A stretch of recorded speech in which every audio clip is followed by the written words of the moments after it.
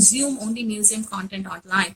And you have to be mindful of this larger audience understanding, consumer understanding, human behavior when you're starting to produce content.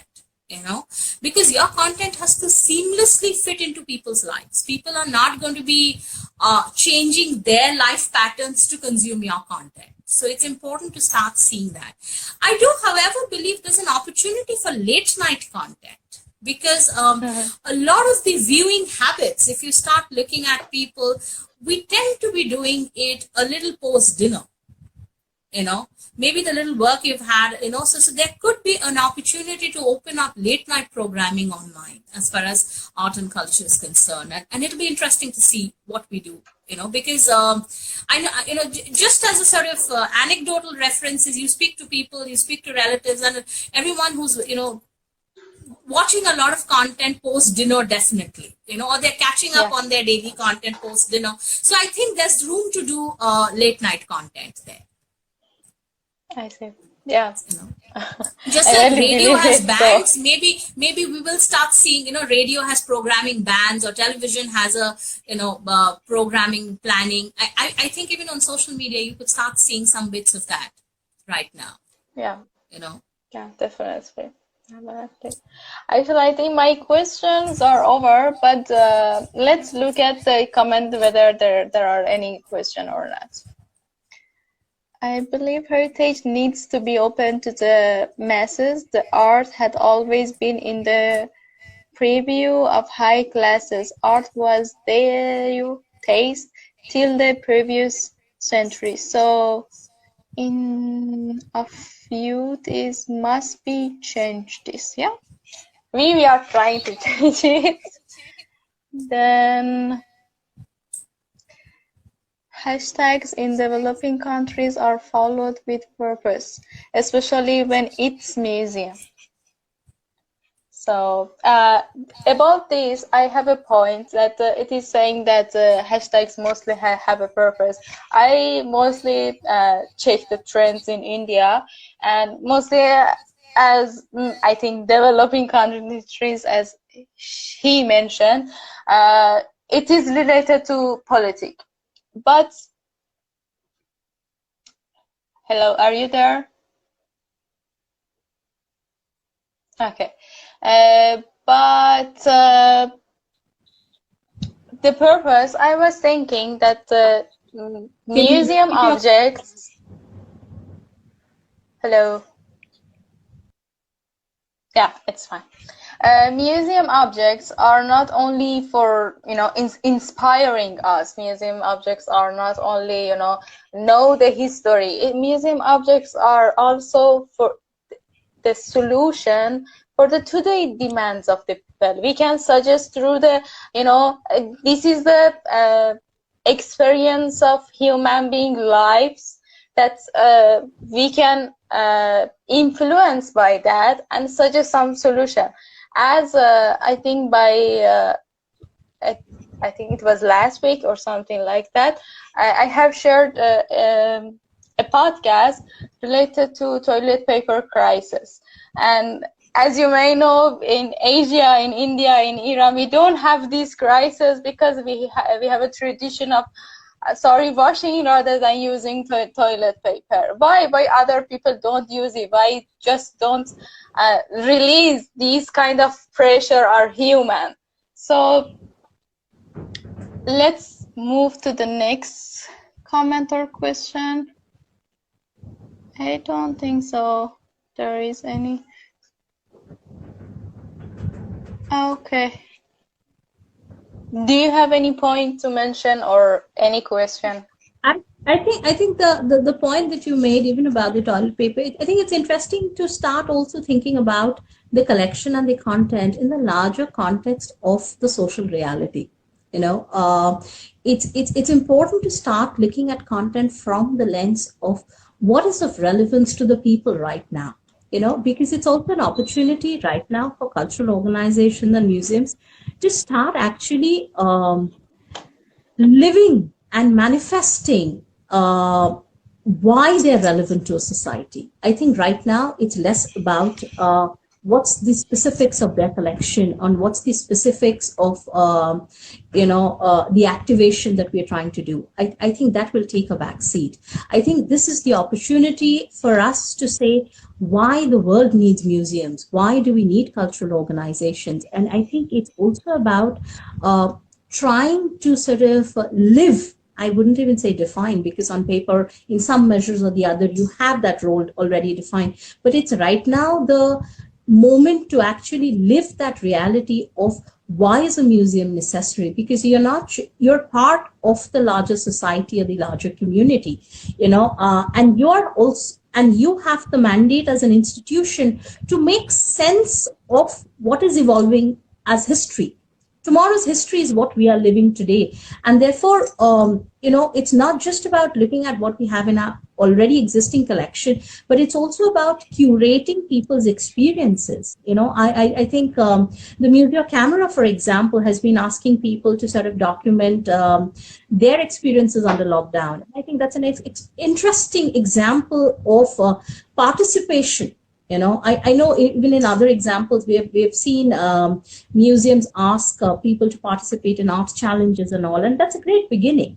But I think it's important to push it a little further and also to start looking at museums as truly culture curators. And if we are culture curators, that culture is really the social experience of the people that's sort of unfolding at present. It'll be interesting to start looking at COVID memories. It'll be interesting to start looking at COVID-related curation. I know some museums have already initiated that.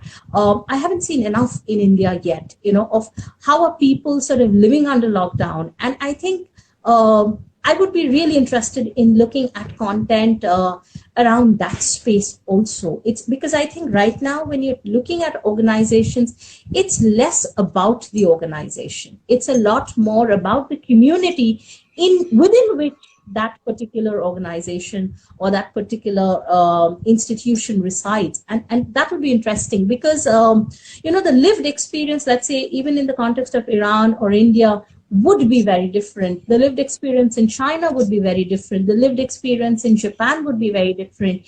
And it'll be interesting to start seeing how people are negotiating this everyday reality and start thinking of it also from documenting stuff like this from the lens of different age groups. Because imagine we have young kids experiencing this stuff that even us adults have never experienced before.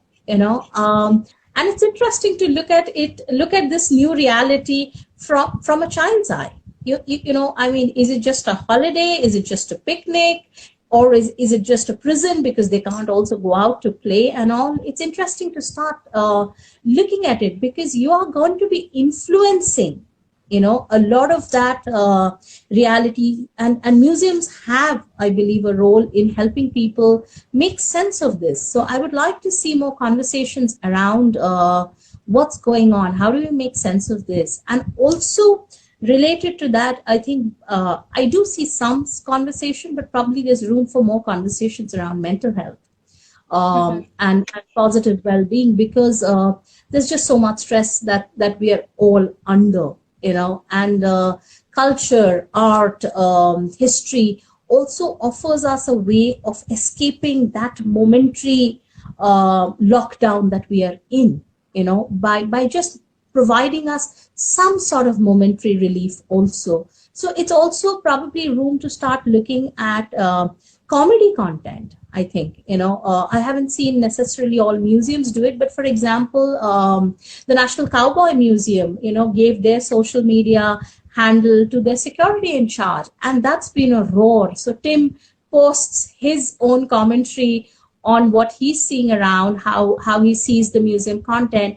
And I believe one of the reasons that account has sort of just, gone through the roof, that content is so popular, because it just manages to be so authentic and funny at the same time, because people are just so stressed. So a moment of relief, a moment of authenticity just allows you a certain amount of human contact, and I think that is very, very important, asking people how they're feeling. And I think museums can sort of provide for that space of collective venting, in terms of where we don't necessarily have all the answers yet, but yet there's a space to recognize that we are all in this together, that we are all feeling something that's probably even a little difficult to describe, and that has probably larger implication on the content that we will produce, on the art we will produce, on the dance we will produce, on the music we will produce. That's important to look at. I'm also very, very excited about balcony concerts. Yeah. I do see, I've seen drummers do that. I've seen piano recitals. I've seen, in India, people sort of playing bhajans and, sort of group bhajans from balconies. So I think it's also interesting to start looking at balcony as the new sort of, performance stage. Yeah. You've never really had that before, and particularly in the metro context, we've all sort of lived in maybe tall buildings, but we've also sort of lived in very confined spaces. We don't go out enough and talk enough and collaborate enough with our neighbors. But I think what the lockdown has done is brought the neighborhood and the community much closer. While we are physically distanced, but we are, whether through our WhatsApp groups, whether through our balcony to balcony conversations, I think we have managed to connect at a human level, and so the balcony concert is something I'm terribly excited about, because I think it's an interesting stage phenomena. It's not large, it's intimate. It allows you to, it's more like an extension of your bathroom singing almost, it's personal at some level, but it still gives you an audience of 2, 3, 5, and sometimes 10, and it's exciting to do that. So I mean, I'm looking for all sorts of references of balcony concerts. If you do come across, do share them with us. We'd love to sort of feature some of that's interesting, because I think that also gives you a certain glimpse of people seeking a certain intimacy in their conversation, a certain personalization in their conversation. And I think whatever content that museums or cultural organizations are producing needs to be also mindful of that. Because, we are not getting enough human contact. We are physically distant from each other. So right now, people want to actually, I feel, see more video, less text. They want to be able to be to feel a certain amount of tactile content, to be able to touch, and feel. So as much of that we are able to provide through video content, I think would be great in terms of looking at these things. Yeah, it is interesting. Also, I would like to mention that in March, most of the nurses who were working in those hospitals which has COVID-19 patients, they have started the challenge to dance with those, dresses or gowns or this kind of thing. And it was, for me here, with this much, I am far, far away, but it warmed my heart. So I am imagining how about for those patients, how about even for the, mental health of the Iranians. So we have some more questions. Okay.